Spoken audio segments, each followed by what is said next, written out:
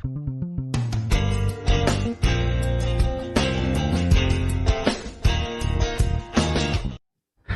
भाई, क्लास 12 कैसे हो?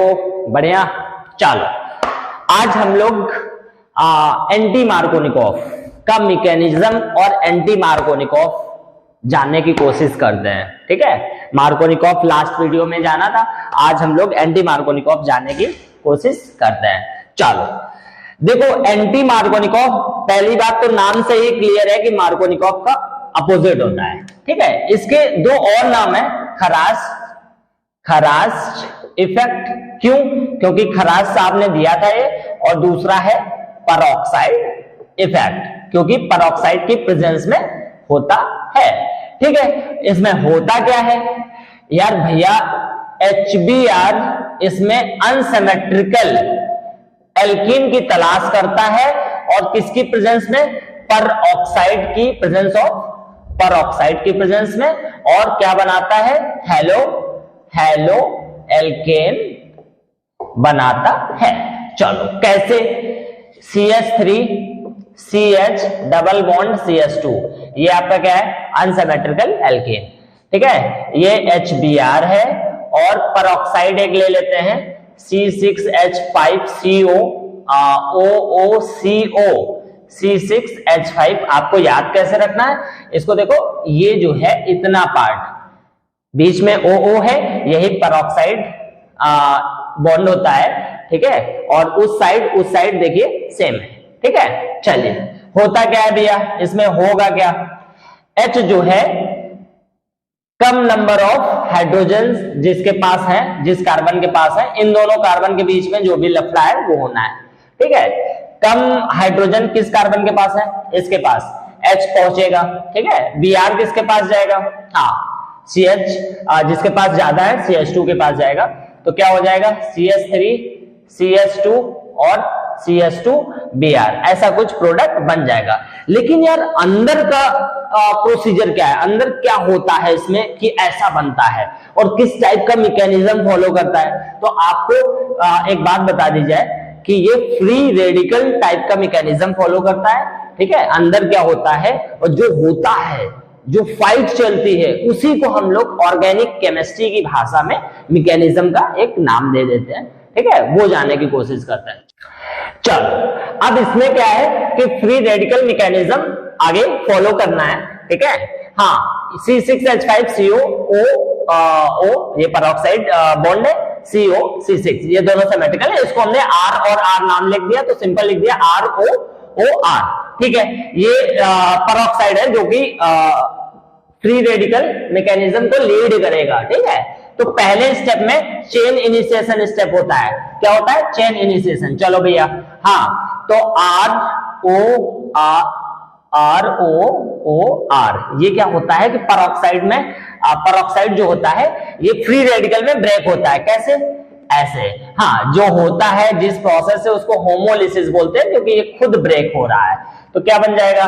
RO टाइप का ना फ्री रेडिकल बन जाएगा, और वो टहलने लगेगा।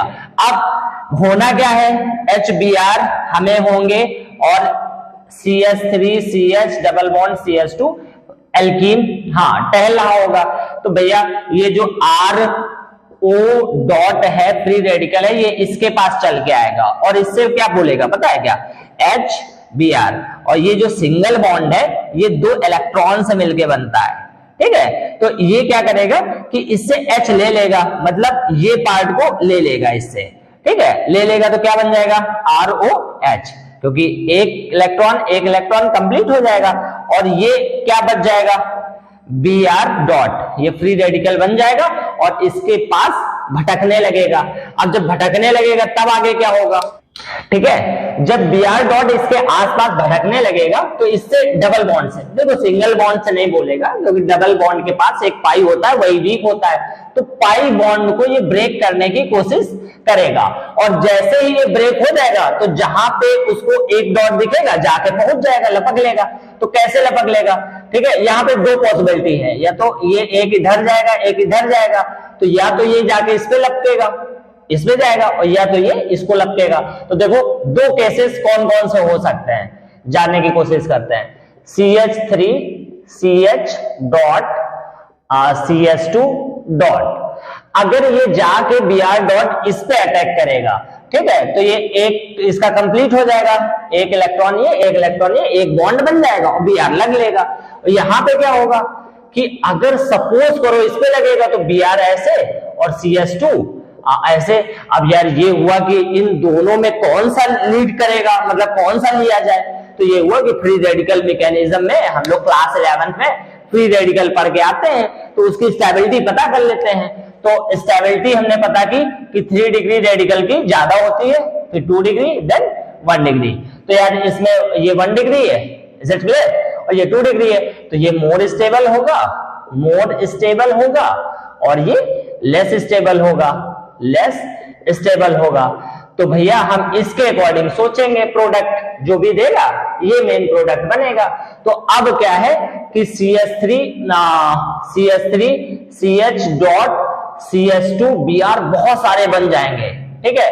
तो ये जो है चेन प्रोपोगेट होने लगेगी, बहुत सारे बन जाएंगे। अब ये हुआ कि चेन प्रोपोगेट तो होने लगी, बनने बहुत सारे लगे, तो अब इन्हीं से मेन प्रोडक्ट बनाओ, तो चेन टर्मिनेशन होगा। क्या होगा? चेन टर्मिनेशन होगा। टर्मिनेशन कैसे होगा कि ये HBr के पास पहुंचेगा, कौन? ये, और इससे कहेगा कि अगर एक H हमें दे दो तो मेरा काम हो जाएगा। तो ये कहेगा ठीक है, ये डॉट एक H उठा ले जाओ।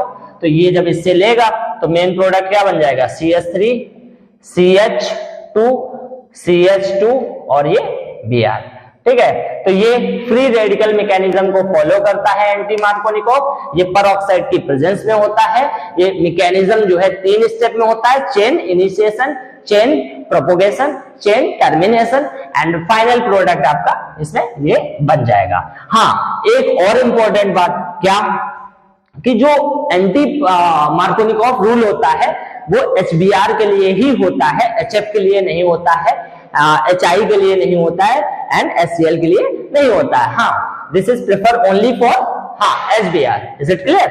चलो, अब क्या है कि ये HBr के लिए ही क्यों होता है एंटी मार्कोनिकोव रूल या परऑक्साइड इफेक्ट, तो ये चीज जानने की कोशिश करते हैं। ये जो स्टेप होता है ना, कि जैसे नहीं था कि HBr, हाँ, Br डॉट जाता है, इसके आसपास भटकता है और इसको ब्रेक करने की कोशिश करता है। तो इसमें क्या है ना कि ये तो आसानी से हो जाता है, देखिए ये हो जाता है, ये हो जाता है, ये हो जाता है, ये नहीं होता है।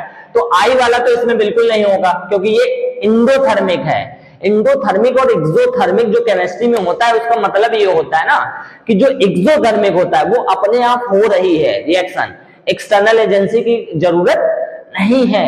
और एंडोथर्मिक में क्या होता है कि एक्सटर्नल एजेंसी की जरूरत पड़ती है, जबरदस्ती करना पड़ता है, ठीक है। तो इसमें पहले स्टेप में तो खैर तीनों स्टेप 3 में हो रही है, ठीक है। दूसरे में जब हम आए कि H हाइड्रोजन एब्स्ट्रैक्ट करता है, इससे जाके मिलता है और इसको कंप्लीट कर देता है CH2 में, ठीक है। तो इसमें क्या हुआ कि ये एंडोथर्मिक है, अब ये नहीं होगा, ठीक है। इसमें एंडोथर्मिक है, ये नहीं होगा, ये एक्सोथर्मिक है, हो जाएगा, है ना, और ये एक्सोथर्मिक है, हो जाएगा। लेकिन ये I यहां नहीं था, यहां है, तो दोनों में होता तो अच्छा मान लेते, तो I हट गया, ठीक है। Br यहां भी है और यहां भी है, दोनों में एक्सोथर्मिक है। यहां पे ये एक्सोथर्मिक है लेकिन यहां पे एंडोथर्मिक है, ये भी नहीं होगा। तो आंसर क्या लिखेंगे? बिकॉज इन बोथ केसेस जो Br का केस है, in both cases Br exothermic reaction, therefore it is prefer only for HBr. Is that clear? I hope आपको वीडियो समझ में आ गया होगा। लाइक करते रहिए, सब्सक्राइब करते रहिए, शेयर भी करते रहिए। Thank you.